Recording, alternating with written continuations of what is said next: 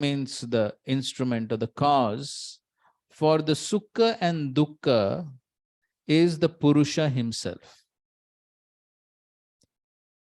The hetu for karya karana, the causes and effects, is Prakriti. As Srila Prabhupada is explaining the purport that so material nature gives a certain type of body, or material nature is the cause of a particular type of body for the living entity. And then the effects of that body are also given by Prakriti. So based upon desire of the jiva, Prakriti awards a certain type of body. So just like the Prakriti awards the body of a dog.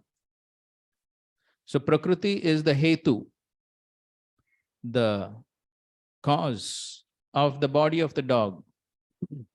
And once the jiva gets the body of a dog, then he has to behave like a dog. Those are the effects of that body.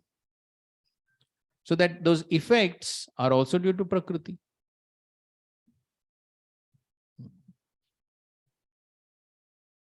So in that body, whatever happiness and distress he is experiencing, the living entity is experiencing, that is due to himself.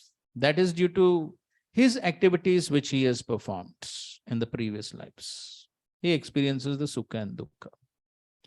But how that body, so as far as giving the body and how the body is going to act, the effects of that body, those are all controlled by Prakriti.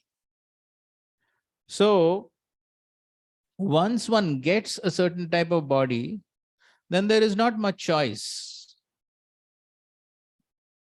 There is no choice. Then the person has to behave in that way.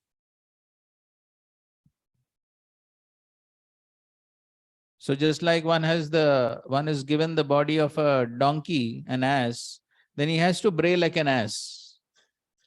At that time, he cannot say, I want to sing some sweet songs. Even if he thinks, even if he wants, the voice that will come out will be like that only. It cannot change.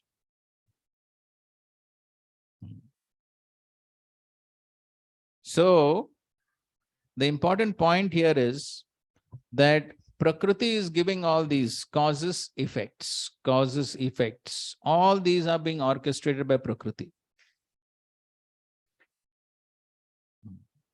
So different types of bodies, the effects of those bodies, like even amongst humans, no two bodies are alike, correct?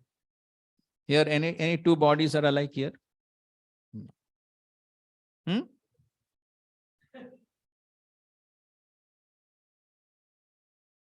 So no two bodies are alike.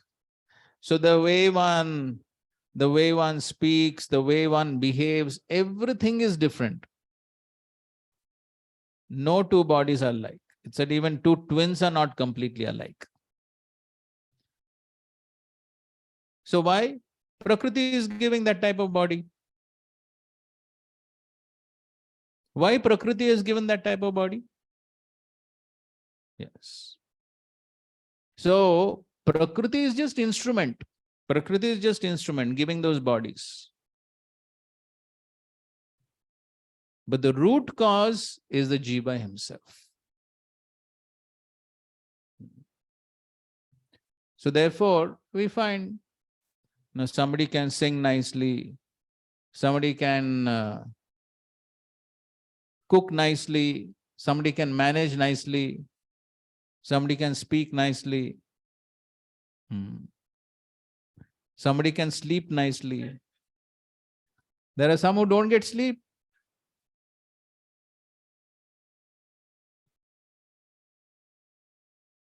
So you see such a big variety. So Prakriti gives that particular type of body, and after getting that type of body, one is bound to act in that particular way. It is not possible to change.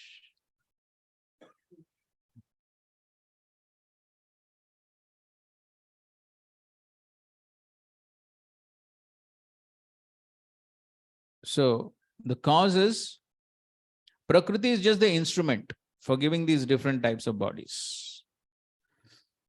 Okay, let's read this Prabhupada's lecture.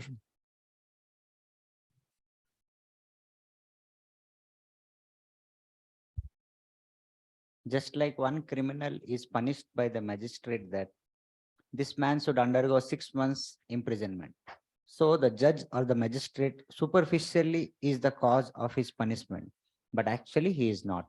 He is giving him punishment according to law. I have created such a situation. I have made myself a criminal, and the magistrate, according to the law, giving me punishment. So actually, directly, the magistrate is not the cause of my suffering. Why he should be the cause? He is not your enemy. This is going on. Okay, so very important point and a very nice example. So the magistrate just gives whatever is due to the person according to law. That's all. He cannot be blamed. So similarly, Prakriti is giving according to what the person desired, what the person deserved. Then Prakriti is giving. Prakriti is just like this magistrate. So just following the law, the laws of material nature, which have ultimately been created by the Lord himself. And Prakriti is just the agent for following that. And so therefore, there is no point in blaming anyone for whatever happens in one's life. And there is also no point in comparing with others. This is a big problem. Tendency is to always compare with others. Even amongst devotees, these things happen. Oh, he's becoming so famous, so I should also become. He can do that service so nicely, I should also be able to do. Doesn't work like that. So, how much ever one tries, one cannot become like someone else.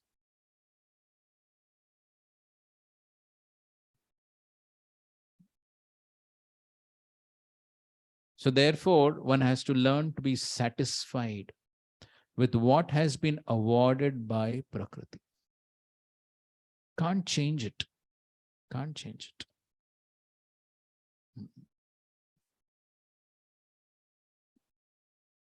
So if we think that, no, I want to become like that devotee. Oh, he's so famous. He's such a good speaker. He's this, he's that. Let me also try.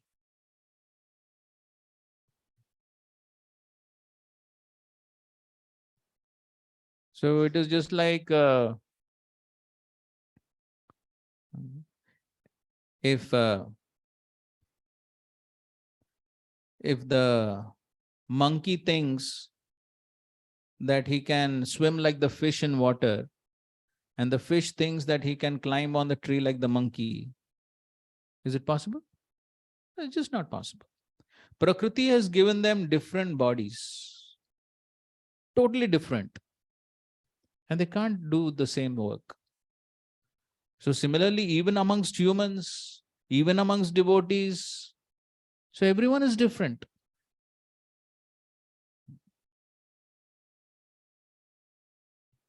So therefore, later on in the 17th chapter, Krishna says, one of the austerities of the mind is santushta, satisfaction. One needs to be satisfied as an austerity. The mind is never going to be satisfied in the conditioned state. One is always hankering this, that, this, that. But as an austerity, one should learn to be satisfied. Otherwise, one will always be craving, hankering for this, that, this, that. And how much ever efforts one may put, one can never become like someone else. So that's an important point. And there's no point in blaming someone. Prakriti is just the agent. Okay, go ahead. So, bhoktrutva, my enjoyment, because we have come to this material world for enjoyment. So, everyone's enjoyment is not on the same standard. We can see that. Somebody is enjoying some way, another is enjoying. One man's food, another man's poison.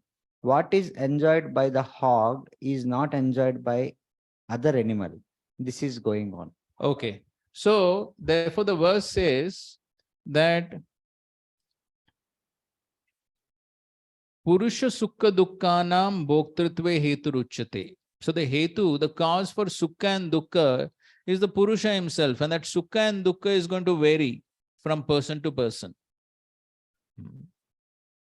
So, as Prabhupada is saying here, everyone's enjoyment is not on the same standard. Prabhupada's famous example. So the hog enjoys eating stool, but he won't eat halwa cooked in ghee. And for humans, the reverse holds true. And even amongst humans, Srila Prabhupada gives his experience. So there's the man sitting beside him on the plane, and he's relishing hog's intestines.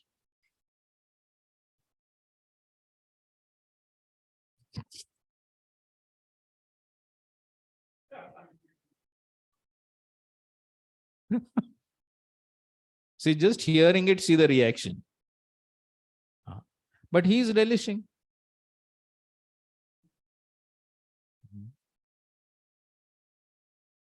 And then Srila Prabhupada gives the other example of when Srila Bhakti Siddhanta Thakur was preaching in Burma, Rangoon. So they were cooking puris made in pure ghee, and the neighbors could not tolerate that smell. And what were they doing? They were having that can filled with all dead animals. Then after some months, years, when those dead animals would become decomposed, then what would come out of that? Nafi, proposes that. Nafi.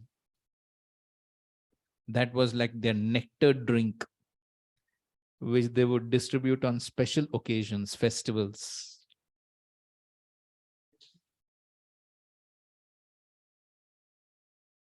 So why the differences? Yeah. So this is all Prakriti acting. This is all Prakriti. The modes due to Prakriti. So this is Sukha and Dukkha. So one man gets hog's intestines, it is Sukha. Another man, if he is given that, that is Dukkha. So the standard of Sukha and Dukkha is different. But who is the cause of that Sukha and Dukkha? The Purusha himself, the Jiva himself. He desired that. Therefore, he is given a body which facilitates that. Ultimately, the cause is the Purusha himself. Okay, go ahead. Therefore, when we get real consciousness by good association, if we can understand that I am under the clutches of Maya, Prakriti, and I am dictated according to my association with the quality of the nature, and I am getting different types of bodies, different types of situation for my distress or happiness. Continue.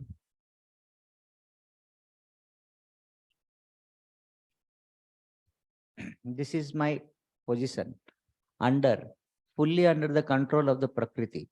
It cannot be changed. Devi hi esa gunamayi mama maya duratyaya. Bhagavad Gita 7.14. Not possible. Devi hi esa gunamayi mama maya duratyaya. You cannot change. But you can change by one process. What is that? Mameve prapadyante maya metam tarantite. 7.14. If you surrender to Krishna, then you can get out of this control of Maya. Otherwise, it is not possible. Mameve prapadyante maya metam tarantite. Then what should be our decision? that better not to try for improving our material condition of life. That cannot be changed. It is not possible. According to destiny, we have to enjoy or suffer. This is called adrishta. There, therefore, the Shastra gives you advice. Tasyaiva heto prayateta kovido na labhyate yad brahmatam upariyada. Tal labhyate dukkavad anyata sukham kalena sarvatra gabhira ramhasa.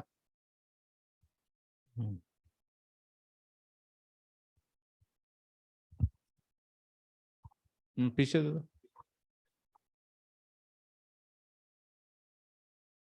Shastra says don't uselessly try to improve your situation position. The modern economists, they will say, no, we are not going to accept this. But it is a fact. People are trying to improve the condition of the poor man, but it is going on. But there are thousands and millions of poor men. 50 years ago, when I first came to Bombay, at that time I was grahastha. I saw there were persons lying down care of footpath. And 50 years after, we are seeing the same thing is going on. No change. There is a class of men who must lie down care of footpath. There are so many institutions. But why there are daridras change? It is not possible. It is not like a man who has done something criminal and he is in prison. Can you take him out? It will be another criminal action. If you try to take him away from the prison house by some means, then you will be punished and he will be punished. Both. This is the law state. Similarly, how you can surpass the stringent laws of nature and the laws of God, that is not possible. That is Vedic civilization. They were not very much anxious to improve material position. Even at the present moment, you go to the village. The innocent villagers, they are satisfied with the position Krishna has given, but they are anxious to improve their spiritual life. That is still you will find. Of course, it is not that you will not try to earn your livelihood, that you must, but you should not endeavor or give more time for your so-called material improvement. Better save time and utilize that time for improving your Krishna consciousness. That is perfection. That is the injection of the Shastras. Okay, so material situation cannot be changed. That is already destined. That is already given by material nature. So how one looks, how one sings, how one walks, talks. So all these are, which are different aspects of the body, not much can be changed. Material situation cannot be changed much. So therefore, and Prabhupada is giving this practical example. So sometimes even the government can make houses and give to these poor people. What do?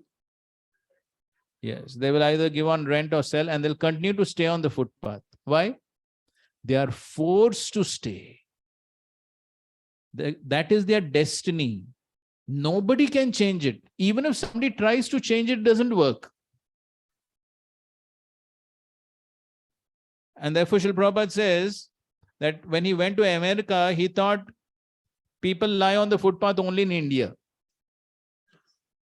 Most probably in America, there won't be any such people. But he went there, he saw there also people on the footpath, in the parks, on the road. And some of them are coming from rich families. But now they become hippies and they're lying on the road. Why? Destiny. They are forced by nature to lie on the footpath. Nobody can change it. And so therefore, the material situation cannot be changed. Therefore, one's endeavor should be how to improve the spiritual situation, how to make spiritual progress, how to purify oneself. That should be the endeavor. Not how to change the material situation. That cannot be changed. So we find that somebody from a very poor family, he becomes very rich. Many times there's the story from rags to riches.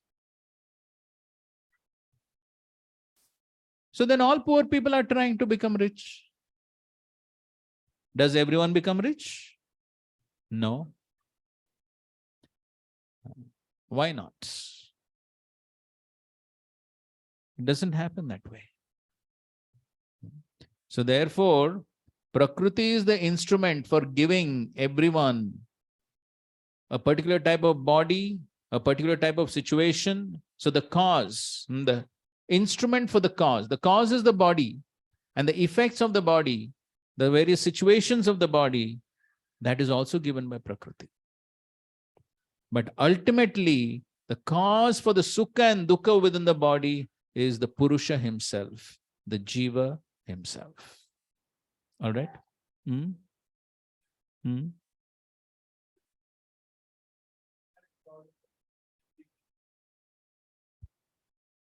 Because the desire to lord it over the material nature, he is in the material world. In the spiritual world, there is no such a thing.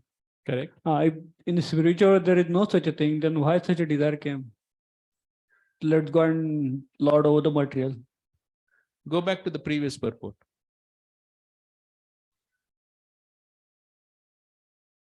Which part? Okay. So you see somewhere in the middle, the second paragraph, somewhere in the middle. Actually, the living entity is originally the spiritual part and parcel of the Supreme Lord, but due to his rebellious nature, he is conditioned within the material nature. It really does not matter how these living entities or superior entities of the Supreme Lord have come in contact with material nature. The Supreme Personality of Godhead knows, however, how and why this actually took place. What did you say? Tell me.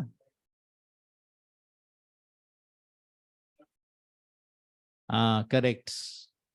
So when you go back to the spiritual world, you ask the Lord, why you came here? That's what Prabhupada is writing. Supreme Lord knows. He knows everything. So you ask him. Or now also, if you want, you ask and see if he gives you an answer.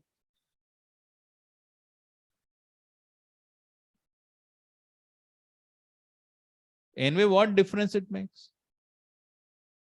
Prabhupada gives the example, just like somebody got malaria and he's told to take medicine. He asks, no, first tell me which mosquito bit me. Then I'll take medicine. Does it make sense? Better take the medicine and get cured. Which mosquito bit, what difference it makes? It's exactly like that. Okay.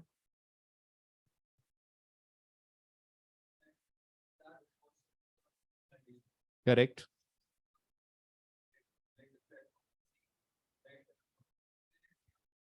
वो mic दे दो या online कुछ बेचारे लोग हैं.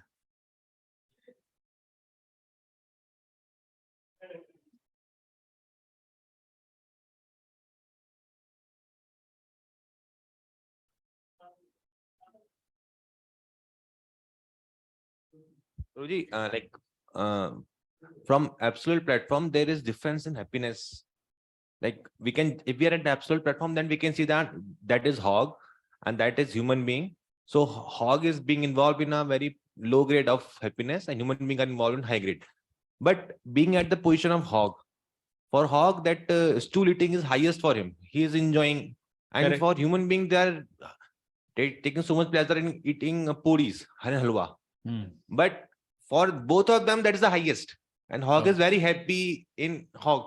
Correct. And human is very happy in halwa. Correct. So what is the problem in that, Prabhuji?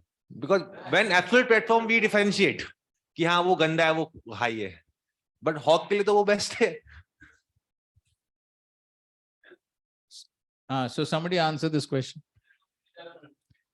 No, don't speak philosophy. Speak something. हाँ बोलो. हाँ. Human life, he acts like a hog and eats whatever he wants. Again, he has to come back and take birth and again. No, that is okay. What is his question? His question is, the hog is satisfied with eating stool. He thinks that is happiness. If he gets stool, he's happy. He thinks that is happiness. And the human being gets halwa, he thinks that is happiness. So what is the difference? Correct? That's your question. Both are happy in their respective situations. So what is the problem? That is his. Haan, bolo. So relatively, we will compare like that, but the thing is, both are material happiness, and that's why we can compare dry stool and wet stool. Even if we try to improve, even demigods will think what we are enjoying as a very degraded thing. So we don't say happiness. We have to try that higher happiness or lower happiness in the material world. We say we take Krishna Prasad. So whatever offered to Krishna, then that becomes spiritual. in Okay. that way. What you say is perfectly correct. Are you satisfied? See, his question is different. His question is that somebody says, okay, this is the hog is happy in his situation, the human being is happy in his situation. So what's the problem? From a superior point of view, Uh-huh. from Krishna point of view, when he sees both are suffering. Correct. Correct. Both are suffering. Both are suffering. So, But both are suffering, but apparently both are happy.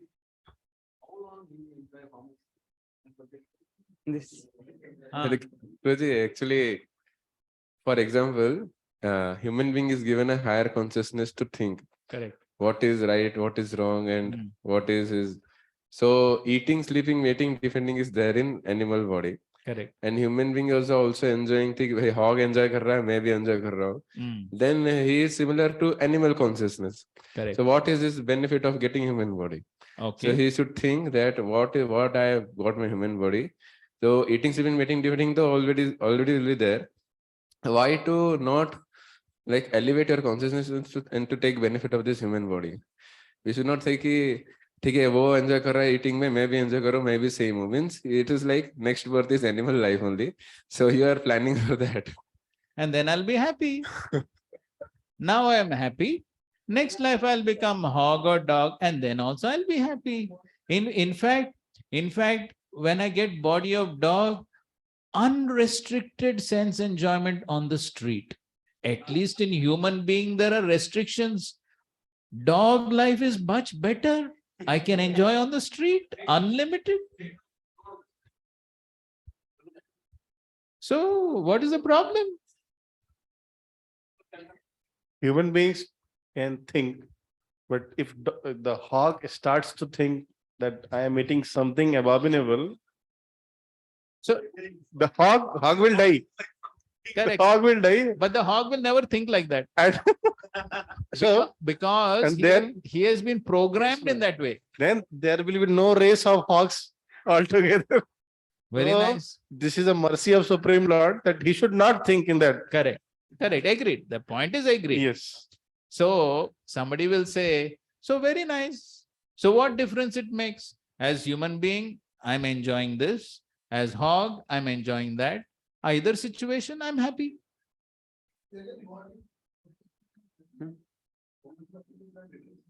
जन्म मृत्यु जरा सबके लिए वो तो क्या here Guruji, like if we are going on a street and if we see some drunkard person, he is in some nala or something like that, and he is feeling himself very happy and he's enjoying like that. So he is enjoying, but because we are sane, we are in proper consciousness, we know that actually he's enjoying, but that enjoyment will lead to more suffering and ahead. He will not get out of that situation.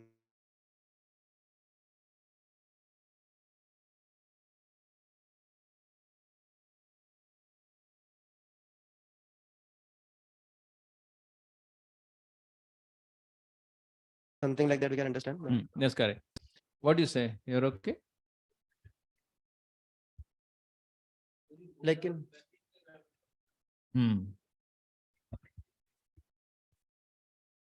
Correct. Correct.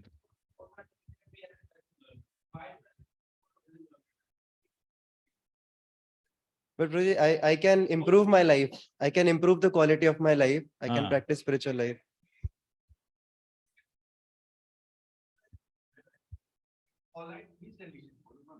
Okay. So I'm all right in my condition. He's all right in his condition. So both can be happy. Both are happy. So everybody is not given with same amount of enjoyment for whole life. It is mixture of both. In the prarabdha karma, both suffering is there, enjoyment is there. Correct. So he is neglecting the suffering part, only seeing the enjoyment part. No, so both are getting suffering, no? Bro, that suffering human that we can escape when you go to spiritual world. Oh, no, we are not talking about spiritual world now. We are talking about material bodies only. This Benz car for plowing a field. The person is lack of knowledge. Person is lack of knowledge. It's like using a Mercedes for plowing a field. Okay. For field, tractor is sufficient.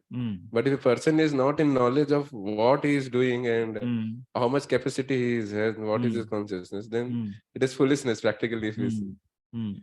Okay. Yeah, correct. Huh? In human life means like so many opportunities Krishna can give, like scriptures, associations, sadhusang. But even pig is given that type of, then he can't utilize it. Okay, that's a good point. That's a good point. Okay. The human being can make use, can take advantage of facilities to improve his life, actually. But the hog cannot. Yes, that's a valid point. Correct?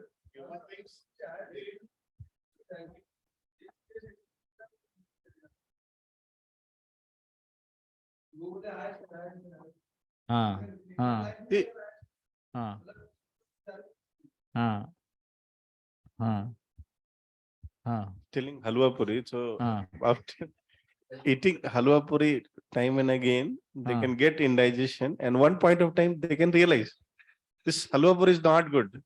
I can take some khichdi also.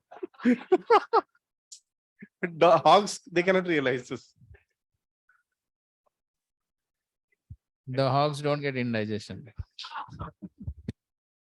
So it is better to be hog.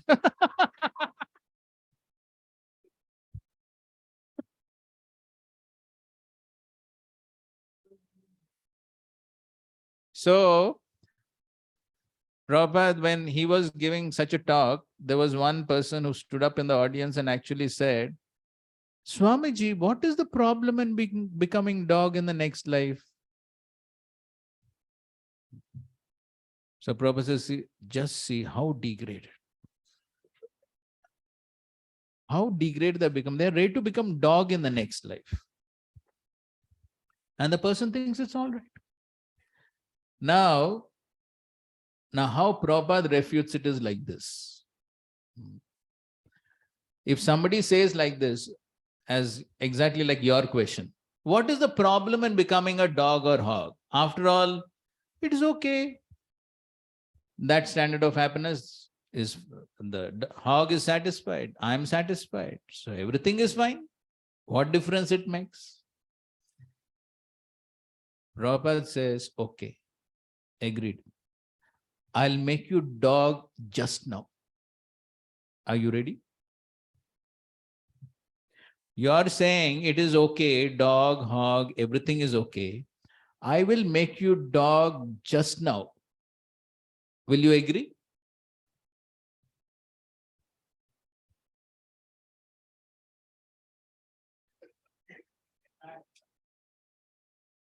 Huh?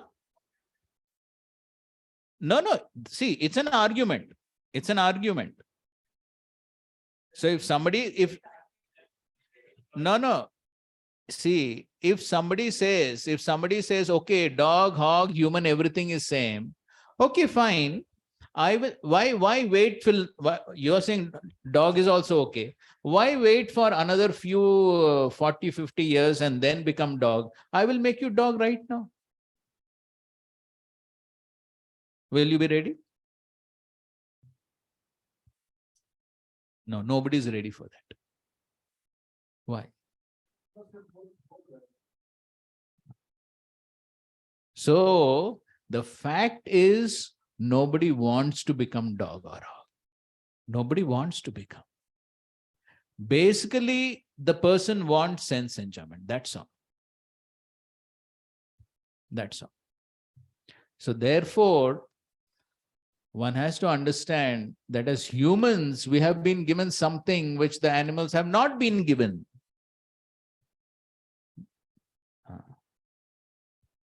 The intelligence to understand the scriptures that the dogs and hogs cannot. Then we have to use that power of intelligence for the right purposes. That is the point. So even though so the other example also, that the drunkard person, in illusion, he's thinking he's happy. But is that happiness? No. Any sane person understands he's an illusion. And that so-called happiness is simply going to lead to more and more suffering. And the same applies to the animals. So, in the Ishopanishad purport, Srila Prabhupada explains that the human beings actually, in the third mantra purport, Prabhupada begins the purport by saying, human life is a life of responsibility. And then he gives the example that when somebody has a more responsible position, then he's given better facilities. What is the example? Yes, the High Court judge and the clerk. And then he says, similarly, the human beings have been given much better facilities than the animals. For the basic needs of life, the human beings actually have to struggle much less than the animals. Prabhupada gives example that just like the tiger, such a powerful animal, physical strength, but after all an animal. And so the tiger has so much difficulty in getting its food, even though so powerful. Why? Every time the tiger comes out, there is a small bird which sits on the back of the tiger. And the bird starts making sounds. And all the animals know that when this bird starts making sound, it is indication that the tiger is out. So they all go and hide.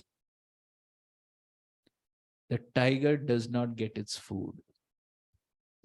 And this small bird, which the tiger can finish off in a moment, but he can't do anything. Why? He sits on the back and his legs cannot reach his back.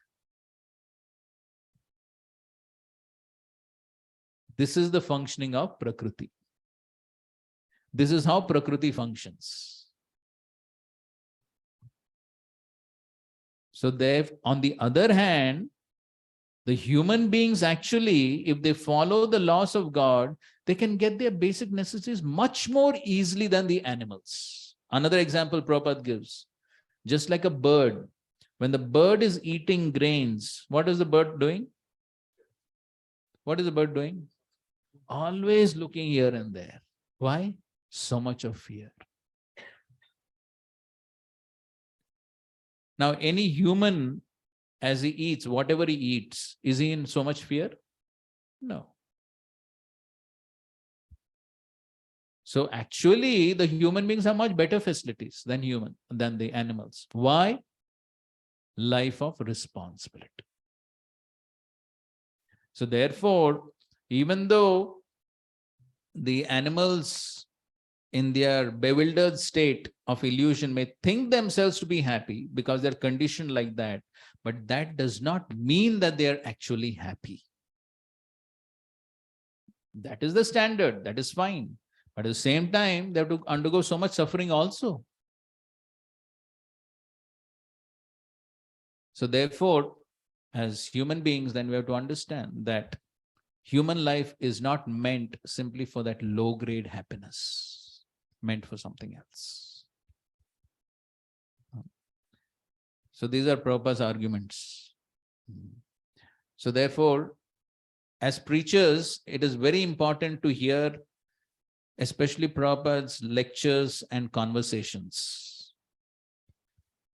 Because especially in conversations, conversations are absolutely preaching application. Disciples are asking questions. They say like this, they say like that, and Prabhupada is replying.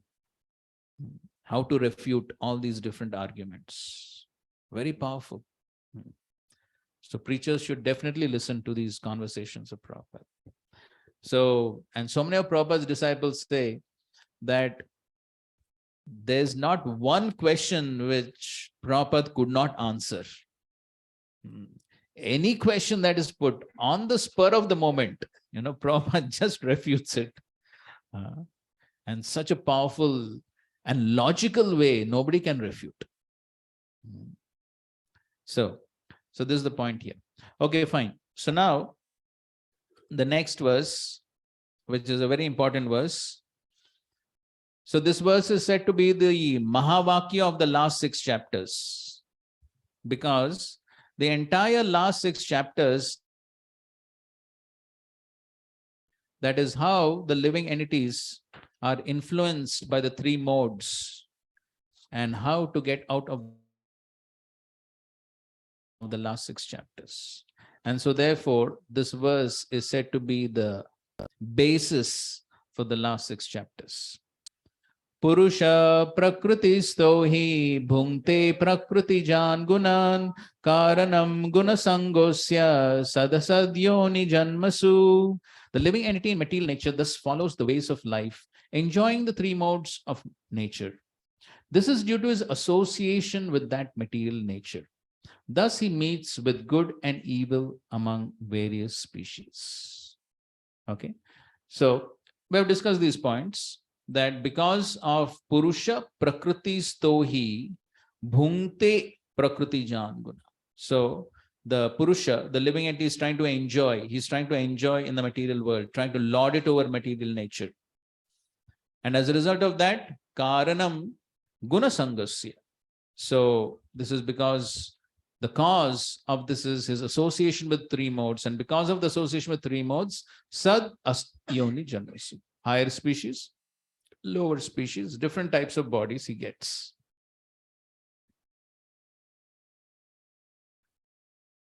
So as Prabhupada is writing in the purport, the same point, due to his desire to lord it over material nature, he is put into such undesirable circumstances.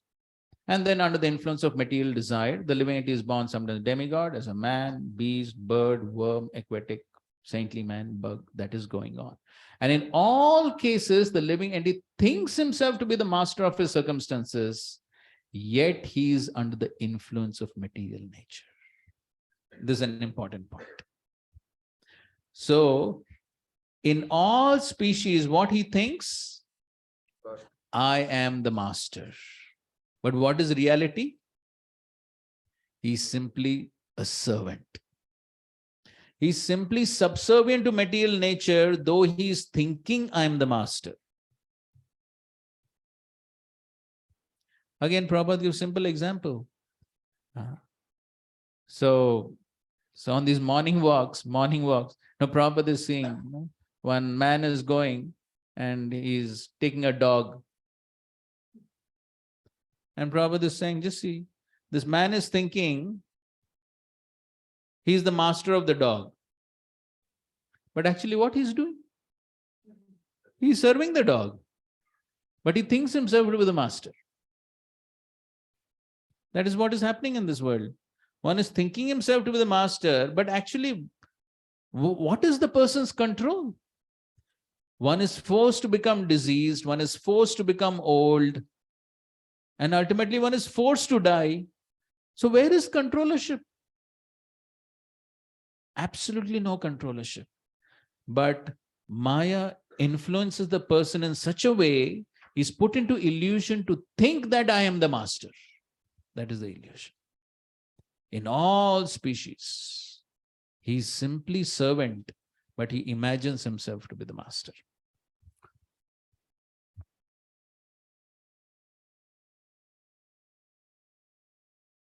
Okay, this is Baldev Vidibhushan's commentary on this verse. Please read. This verse makes clear the agency of the jiva alone in enjoying and suffering and in living in Prakriti. The Lord also shows the cause of the jivas combining with Prakriti. Though the jiva is by nature knowledge and bliss, it is situated in Prakriti due to impressions of beginningless karma. Endowed with body, senses, and prana, which are produced by Prakriti, which the jiva rules. The jiva experience bhunkte, happiness and distress guna, which are produced by Prakriti, where he experiences this by taking births in wombs which are higher, such devas and men, or lower animal birds and others, in well made or poorly made wombs. In all this, the jiva alone is the agent. The cause of the association is explained. The cause is beginningless desire for objects made of the gunasanga. The meaning is this: the beginningless jiva is contaminated with beginningless imprints in the form of karma. So, because the beginningless jiva is contaminated with the beginningless imprints, so impressions, vasanas. So, because of this, then the jiva, he performs certain activities, and based upon those activities and desires, then is given a different body. So this is what has been happening since beginningless time, time immemorial. Continue, please. The jiva desiring enjoyable objects because of his being an enjoyer will take shelter of Prakriti equipped with the desirable which she offered to him. Until those imprints of karma are destroyed by the devotee association. With the destruction of impressions, he enjoyed the happiness in the abode of Lord. The Shruti say, so snute sarvam kama saha brahmana vipaschita. He attained all his desires with the omniscient Lord. The follower of Sankhya, taking isolated meaning of the statement, all activity are carried out by the modes. Prakriti is doer, Bhagavad Gita 13.20. Everything is done by Prakriti alone, Bhagavad Gita 13.29. And the gunas alone are the agent, Bhagavad Gita 14.19. Claim that Prakriti alone is the agent. That is an impetuous interpretation, since impets Prakriti like a lamp of earth or wood is an unconscious element. Okay, so if we say that Prakriti is doing everything, but then Prakriti is simply insentient, unconscious. Continue. The ability to gain knowledge, perceive desire, and act the qualities of the agent belong to conscious entities alone. The Shruti says, Vijnanam yagnam tanute, karmani tanute apicha. The jiva accomplishes knowledge, sacrifice, and action. Shruti also says, Esha hi drashta, sparshta, shrota, rasayata, grahata, manta, bodha, karta, vigyan, atma. Purusha. The conscious atma alone is the seer, toucher, hearer, taster, smeller, thinker, knower, and agent.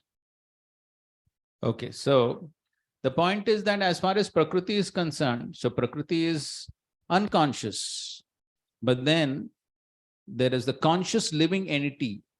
So the living entity is conscious, and because the living entity is conscious, then we already discussed this relationship between Jiva, Prakriti, and the Supersoul.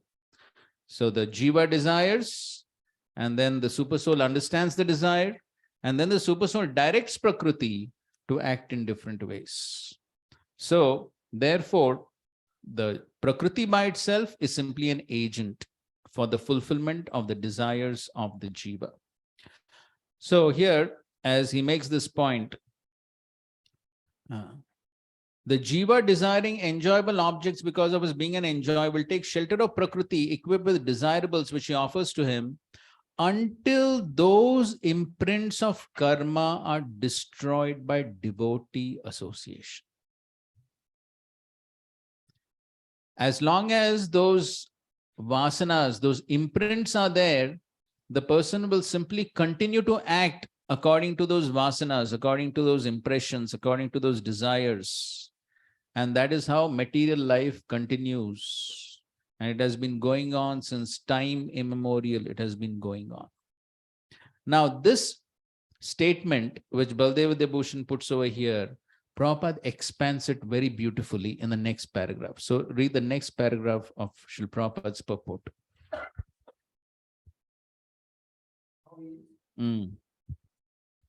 How he is put into such different bodies is explained here. It is due to association with the different modes of nature. One has to rise, therefore, above the three material modes and become situated in the transcendental position. That is called Krishna consciousness. Unless one is situated in Krishna consciousness, his material consciousness will oblige him to transfer from one body to another, because he has material desires since time immemorial. But he has to change that conception.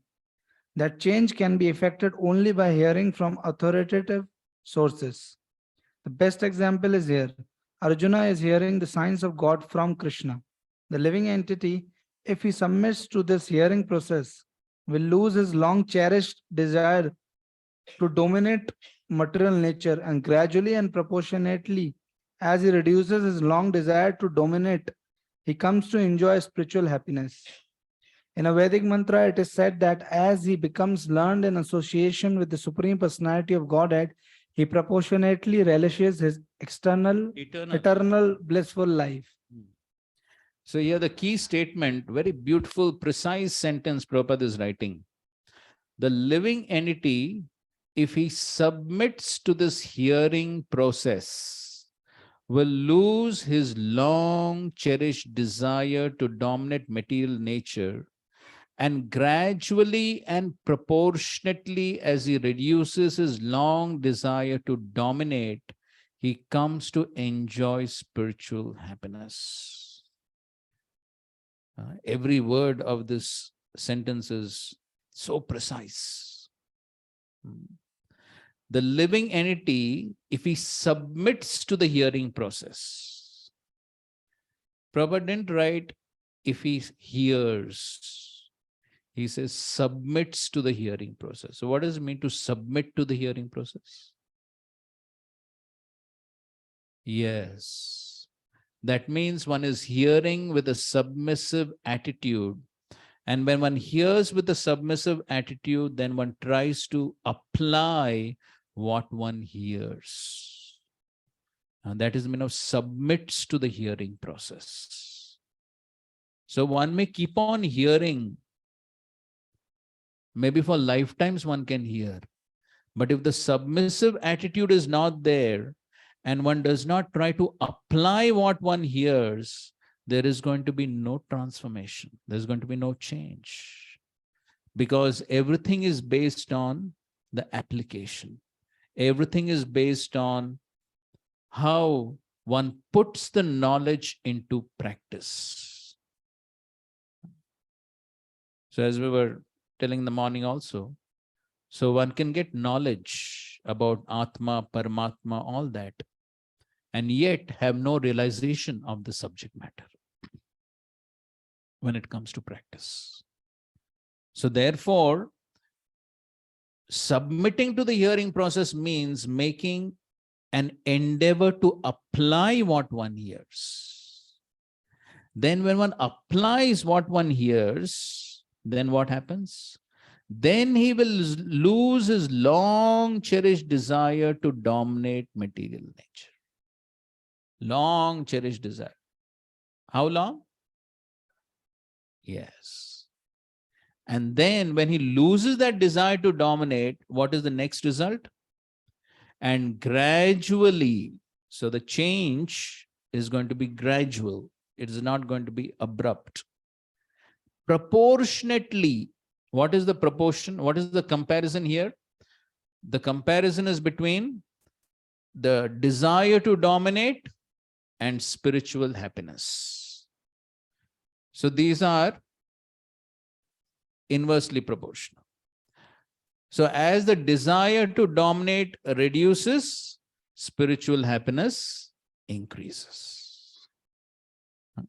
Gradually and proportionately, as he reduces his long desire to dominate, to enjoy spiritual happiness. This should be the result of hearing. This is the only way, as Baldev Vibhushan is pointing out, this is the only way the imprints of karma can be destroyed. This is the real meaning of devotee association. Devotee association does not mean simply staying together. I think so I told that pastime before, when devotees were staying at Juhu in an apartment. I told that, no? Okay, some remember, some don't anyways. So because Juhu was little away from the main city, and so Tamakrish Maharaj, Giraj Maharaj, Shamsundar Prabhu, senior devotees, 4-5 devotees were staying in an apartment. And they were very busy. They were very busy going to the lawyers and the courts and the offices, government offices. They were so busy. And so therefore, they used to be very exhausted. They were not having any morning program. They were not having any Bhagavatam class. So when Srila Prabhupada came there and he saw the lifestyle of these devotees, he said, "What are you doing? You're just going to office, coming back, eating, sleeping. That even the common materialistic people are doing." He said, "This is hostel mess. Hostel mess."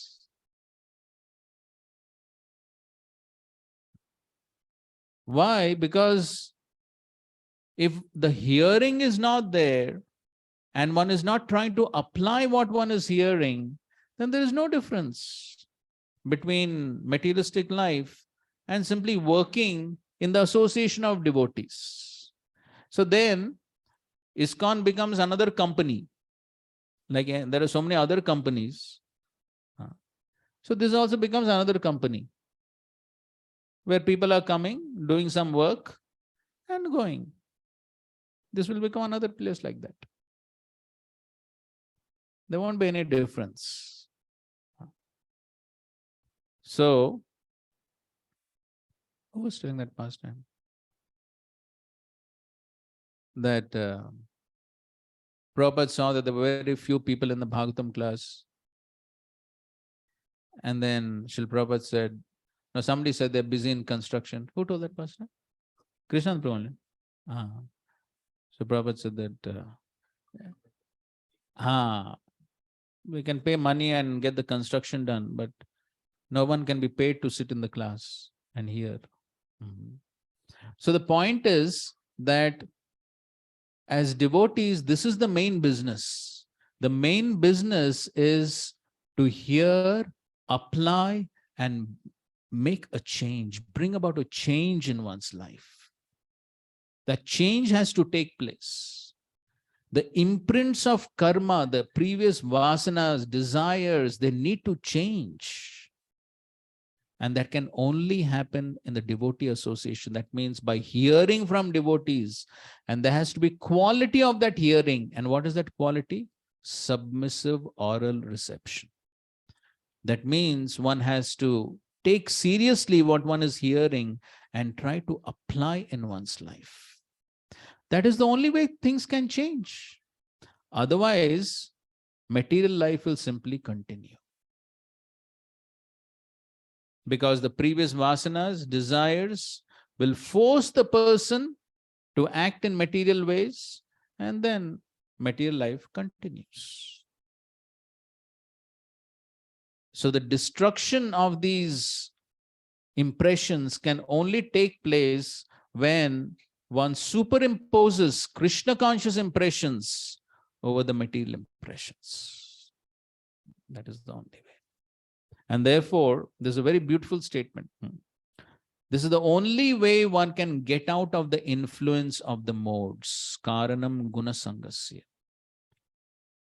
And we discussed how even the desires in material life are also influenced by the modes. Who is desire? But in material life, even desires are influenced by the modes. So just see how the living entity gets so caught up in material life, he's practically helpless. He can't do anything. But when one comes into devotee association and he hears, then what he can change? Then he can begin to change his desires. And then when he changes his desires, then his life changes. That is the only way. Otherwise, he simply remains caught up in material life. So this is the solution, how one can stop this karanam gunasangasya sad asadyoni janmasu. So, Prabhupada has given the solution right away in this purport.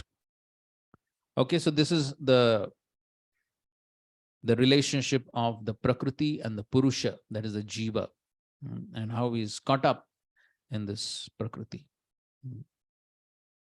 Any questions on this discussion?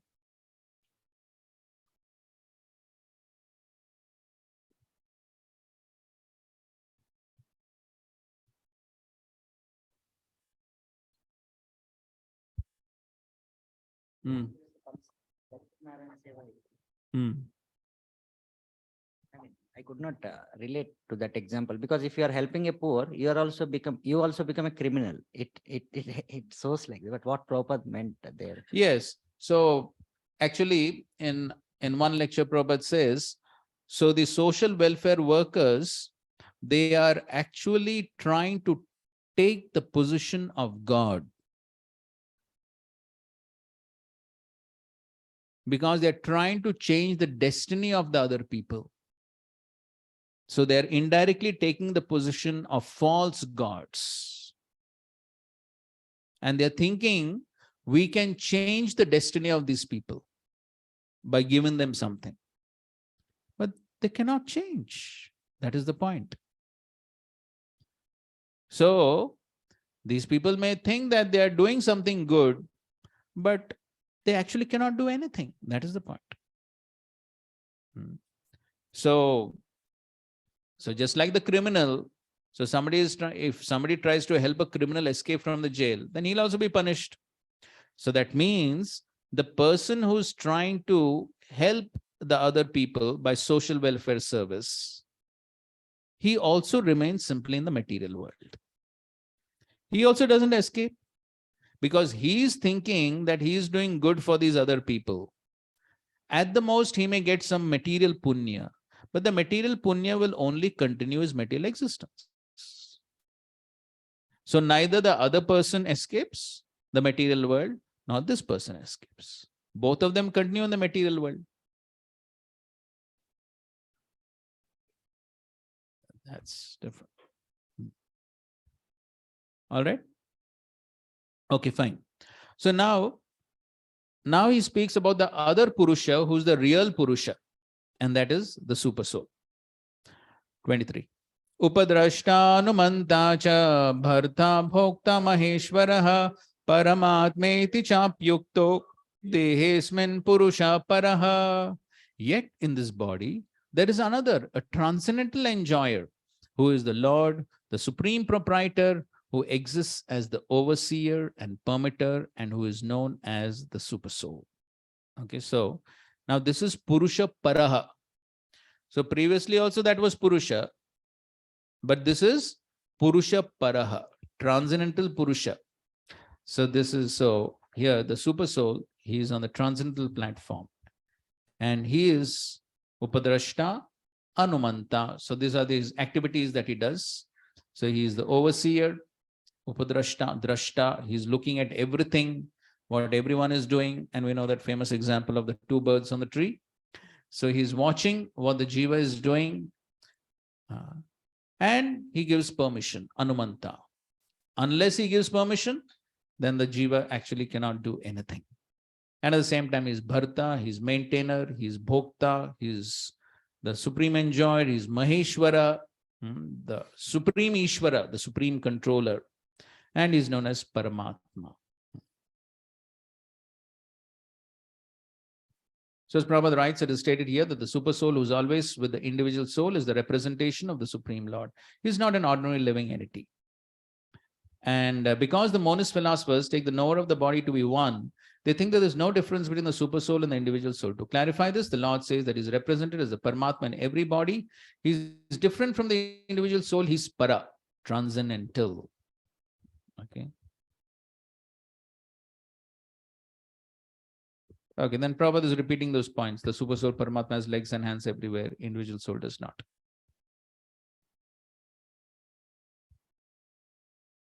Okay, now the next paragraph is a very beautiful paragraph. Somebody read the next paragraph. The fact is that every individual living entity is eternally part and parcel of the Supreme Lord, and both of them are very intimately related as friends. But the living entity has the tendency to reject the sanction of the Supreme Lord and act independently in an attempt to dominate nature. And because he has this tendency, he is called the marginal energy of the Supreme Lord. The living entity can be situated either in the material energy or in the spiritual energy. As long as he is conditioned by the material energy, the Supreme Lord, as his friend, the Super Soul, stays with him just to get him to return to the spiritual energy. The Lord is always eager to take him back to the spiritual energy, but due to his minute independence, the individual entity is continually rejecting the association of spiritual light. This misuse of independence is the cause of his material strife in the conditioned nature. The Lord therefore is always giving instructions from within and from without. From without, he gives instruction as stated in Bhagavad Gita, and from within, he tries to convince the living entity that his activities in the material field are not conducive to real happiness. Conducive to real happiness. Just give it up and turn your faith towards me, then you will be happy, he says. Thus, the intelligent person who places his faith in the Paramatma or the Supreme Personality of Godhead begins to advance towards a blissful eternal life of knowledge. So here Prabhupada is very precisely and beautifully explaining the cause of conditioned life and how to get out of the conditioned life. So the cause of conditioned life is misuse of the minute independence. The misuse of independence is the cause of nature. And therefore, the Lord gives instructions both from within and from without. So one has to take advantage of those instructions, put them into practice, and then just give it up, turn your faith towards me, then you will be happy. That's what Prabhupada also writes. To the degree one gives up the enjoying spirit, to the degree one gives up the desire to dominate over material nature, to that degree one will enjoy spiritual happiness. And the point applies for everyone. So even as devotees, to the degree one surrenders, to the degree one gives up the tendency to dominate, then one can be very happy in spiritual life. But to the degree one thinks, no, I will make my plans should be successful, I will try my best. And if one, sometimes we see, so this desire to dominate becomes so strong, one may go against one's spiritual authorities, go against instructions, and try to do things independently. And the result is simply suffering. That's all. On the other hand, if one simply gives up the desire to dominate, simply follows, then life becomes very blissful. So this is a simple formula. It's a very simple formula to become happy. But the application is not so difficult, because the desire to dominate material nature has been there since time immemorial. The conditioning is very deep and very strong. But then we have to understand that this is the only solution if you want to be happy. So just give up that desire to enjoy and turn your faith towards me, then you will be happy. Thus, the intelligent person, Prabhupada says, the intelligent person who places his faith in the Paramatma, the Supreme Personality of Godhead, begins to advance towards a blissful, eternal life of knowledge. So if one wants to be really intelligent, then this is the way to be intelligent and experience happiness. Okay. Now, in the next verse, before that, let's see. Okay, Prabhupada's lecture, please read. Sorry. Even for going to the privy, I wanted permission of my mother. Anumanta means without his permission, you cannot do anything. You cannot do anything because everything belongs to Krishna. How you can use something without permission? So Anumanta and Upadrishta, just like father and son, little child, he wants to do something and wants permission from father or mother, and he gives. In our childhood, I remember that even for going to the privy, I wanted the bathroom. privy. Even for going to the privy, I wanted permission of my mother. Can I go? Mother is not restricting me. Still, I am asking the permission of mother. Can I go? Can I go? I remember it. This is natural. Similarly, we cannot do anything without the permission of super soul, within the heart. Satsurup. Sarvasya Chaham Hridi Sannivishto. Aage. So when we do something wrong, how Krishna as Paramatma gives permission? This question may be raised, but he gives permission. When I do something wrong, because I cannot do anything without his permission, but he gives me permission as a Karanam Guna Sangosya. That is already explained. He can give you permission, but the enjoyment and suffering will have to be taken by you. You insist permission, I want to do this, and without permission, you cannot do it. Therefore, Krishna gives you Permission. permission. All right, you do it, but at your risk. Krishna does not want that you should do it, but you want to do it. Therefore, he gives permission. Yes. So when the jiva insists, I want to do this, I want to steal, then because it's the jiva's desire, and Krishna does not want to interfere with the desire of the jiva, and unless he gives permission, the jiva cannot do it. So therefore, Krishna says, okay, do it, but at your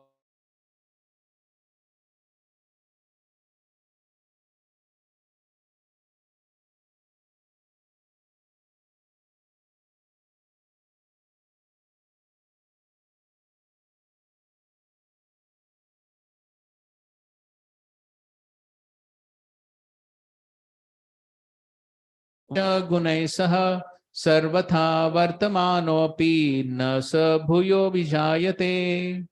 One who understands this philosophy concerning material nature, the living entity, and the interaction of the modes of nature is sure to attain liberation. He will not take birth here again, regardless of his present position. Okay, it's a short purport, but very nice. Read.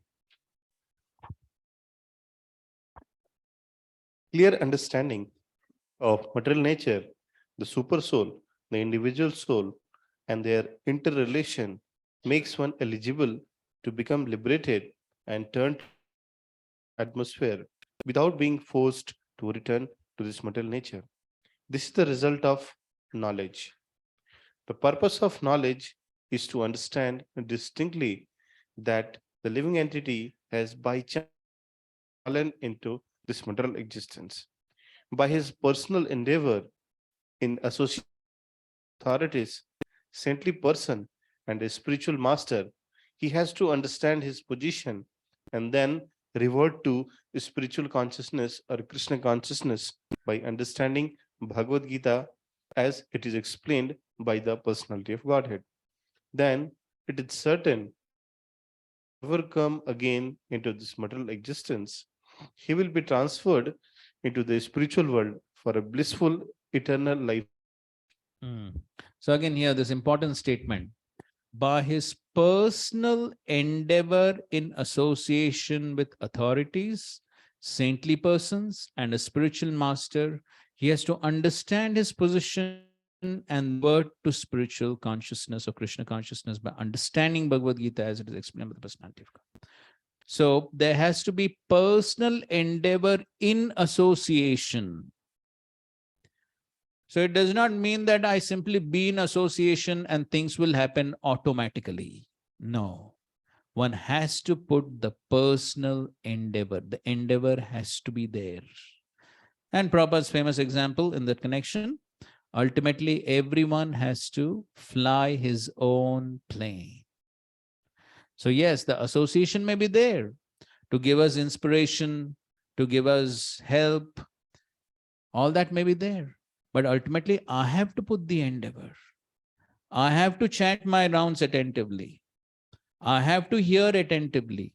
I have to serve in the right consciousness. These things nobody else can do for me. Nobody else can do.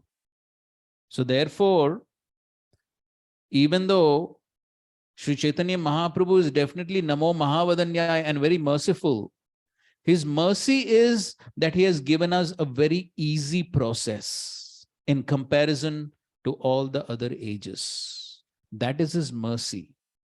That the process has been made very simple, but one has to apply himself to the process. One cannot say that Mahaprabhu is so merciful that I don't have to do anything. I have to simply remain here and automatically the Vaikuntha airplane will come. No, it doesn't work that way. His mercy is that the process has been made very simple and unqualified people are getting an opportunity to raise themselves to the highest platform of Krishna consciousness. That is his causeless mercy. But at the same time, one has to apply himself at least to the simple process. There is no alternative for that. And so therefore, though usually during such times as the appearance of Sri Chaitanya Mahaprabhu, there are a lot of statements spoken about the causeless mercy of Sri Chaitanya Mahaprabhu, one must not take them out of context. One must understand what is that mercy which Mahaprabhu has given. The mercy is that everyone is getting an opportunity to practice devotional service in this age of Kali Yuga, which in ordinary circumstances people would be considered totally unqualified to practice. But even such unqualified people are getting an opportunity to practice devotional service and raise themselves to the highest platform of Madhurya Ras. That is Mahaprabhu's causeless mercy. But at least one has to apply himself to the simple process. At least 16 attentive rounds. At least that much endeavor one has to put.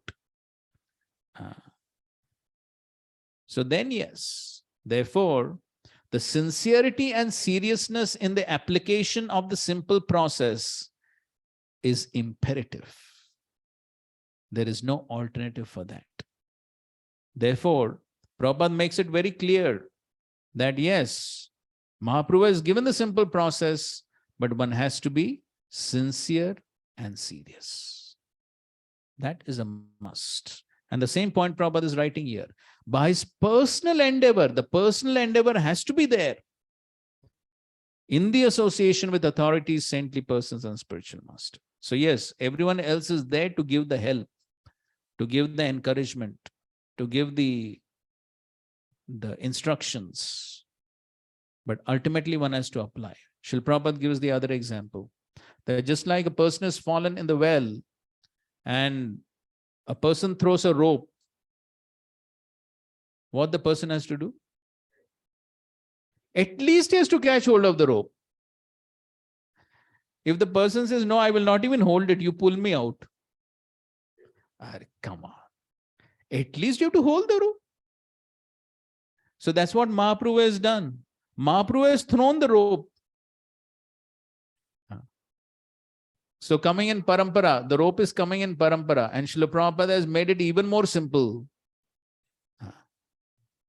Srila Bhaktisiddhanta Saraswati Thakur had more strict rules. Srila Prabhupada has made it even more simple, coming down in parampara. But at least one has to put that endeavor to catch hold of the rope. And catching hold of the rope means following the instructions. That endeavor one has to put. So, and then if one does that, then the result will be that one will be liberated. Nasa bhuyo abhijayate.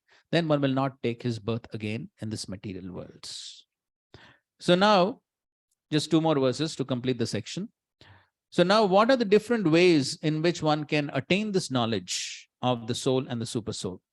Dhyanena atmani pashyanti kechid atmanam atmana anye sankhena yogena karma yogena chapare. Some perceive the super soul within themselves through meditation, others through cultivation of knowledge, and still others through working without fruitive desires. So these are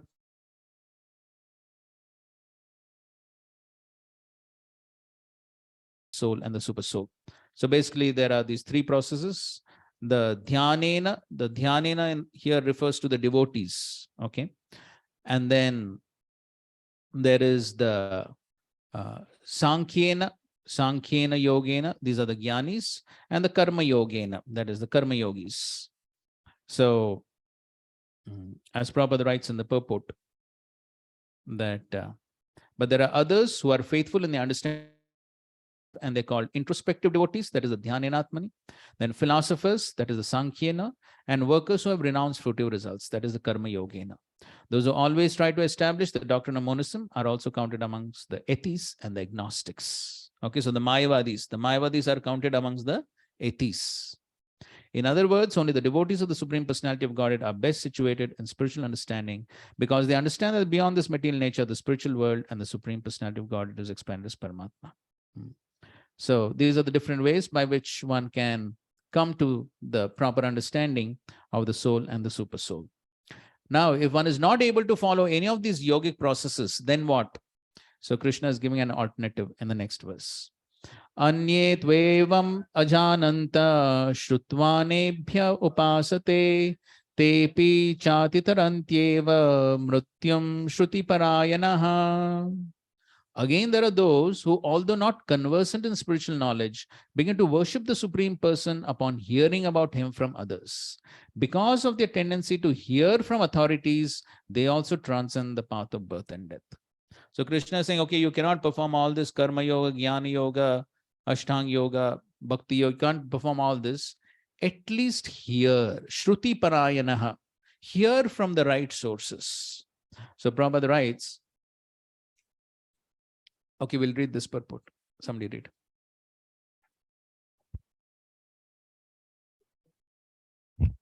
This verse is particularly applicable to modern society because in modern society there is practically no education in spiritual matters. Some of the people may appear to be atheistic or agnostic or philosophical, but actually there is no knowledge of philosophy. As for the common man, if he is a good soul, then there is a chance for advancement by hearing. This hearing process is very important. Lord Chaitanya, who preached Krishna consciousness in the modern world, gave great stress to hearing because if the common man simply hears from authoritative sources, he can progress, especially according to Lord Chaitanya. If he hears the transcendental vibration, Hare Krishna, Hare Krishna, Krishna Krishna, Hare Hare, Hare Rama, Rama Rama, Hare Hare. It is stated, therefore, that all men should take advantage of hearing from realized souls and gradually become able to understand everything. The worship of the Supreme Lord will then undoubtedly take place. Lord Chaitanya has said that in this age no one needs to change his position, but one should give up the endeavor speculative reasoning. One should learn to become the servant of those who are in knowledge of the Supreme Lord. If one is fortunate enough to take shelter of a pure devotee, hear from him about self-realization, and follow in his footsteps, one will be gradually elevated to the position of a pure devotee. In this verse particularly, the process of hearing is strongly recommended, and this is very appropriate. Although the common man is often not as capable as so-called philosophers, faithful hearing from an authoritative person will help one understand this material existence and transcend this material existence and go back to Godhead, back to home. Yes. So a good verse speaking about Lord Chaitanya.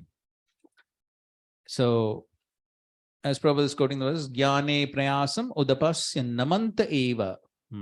So that is what he's quoting. Lord Chaitanya said that in this age, no one needs to change his position. Sthane sthita shrutigatam tanuvan manobi. Then ajita, jita. The ajita can become conquered. So therefore, no need to change his position. One should give up his endeavor to understand the absolute truth by speculative reasoning. So in this way, by hearing from self-realized souls, by hearing from authorities, then one can make progress, even though one may not be a great philosopher and one may not be able to follow all these yogic processes of karma yoga, jnana yoga, etc. But simply if one hears from the right source, and of course, by hearing, it obviously means one has to follow what one is hearing. One has to follow those instructions. And therefore, Prabhupada is saying, if one is fortunate to hear enough to take shelter of a pure devotee, so it's not simply hearing, but take shelter. So taking shelter means following the instructions. Hear from him about self-realization and follow in his footsteps. Then one will be gradually elevated to the position of a pure devotee. So that is also the wonderful example which we see in Mahaprabhu's pastimes about the, yes, the South Indian Brahman at Srirangam. So he was not a big philosopher. He was not following any complicated yogic process. But the only thing that he did was, he heard from his spiritual master and he followed his instruction. And because he did that simple thing, he got the highest realization of the absolute truths. And Sri Chaitanya Mahaprabhu, the speaker of the Bhagavad Gita, certified that you have actually understood the Bhagavad Gita. So that is what is being referred to here. If one cannot follow any of these other yogic processes, simply become Shruti Parayana. Simply hear from authoritative sources and follow those instructions. In this way, one can realize about the soul and the super soul and material nature, and thus one can become free from material existence. Thank you very much. Srila Prabhupada ki jai, Srimad Bhagavad Gita ki jai, Samved Gaur Bhakta Vrinda ki jai, Gaur Purnima Mahamotsav ki jai. Hare Krishna, Krishna Krishna, Hare Hare, Hare Rama, Rama Rama, Hare Hare. Thank you very much. So when's the next class?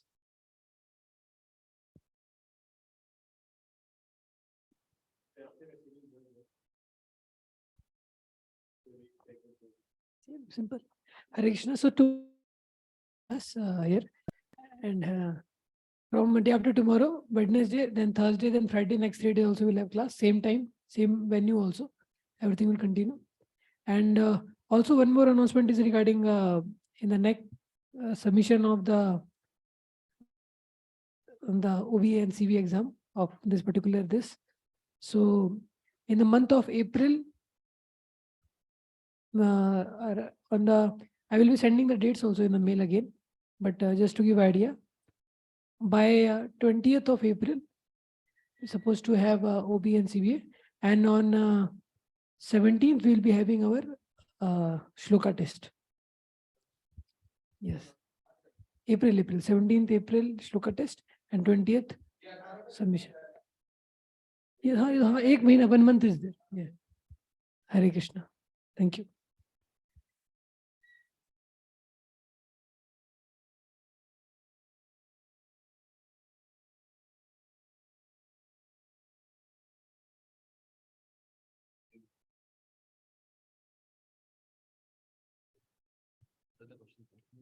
Super soul हमारे में हमको तो समझ में आता है इसका reason की मतलब